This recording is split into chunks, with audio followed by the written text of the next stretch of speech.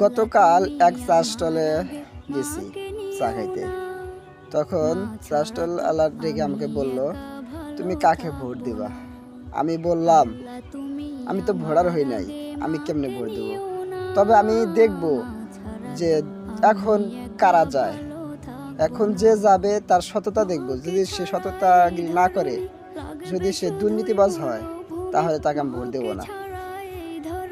এভাবে আমি আপনাদের আরেকটা জিনিস বলতে চাই, আপনারা যারা ভোটার ভাই আছেন তাদেরকে বলতে চাই যে দেখেন, আপনারা এতদিন দেখছেন কারা ভালো ছিল কারা দুর্নীতি ছিল, আপনারা দেখে শুনে ভোট দিবেন। আমি বলবো না যে আপনারা অমুক মার্কা দেন অমুক মার্কা দেন, এটা বলবো না। আপনাদের বিবেকে প্রশ্ন করবেন, আপনারা সব কিছু দেখবেন, সব কিছু ঘাটবেন, তারপরে ভোট দিবেন। হয় দাঁড়িপাল্লায়, হয় ধানের শীষ, যেটাই দেন। তবে নিজের ভোট নিজেকে দিতে হবে, দেখে শুনে দিবেন।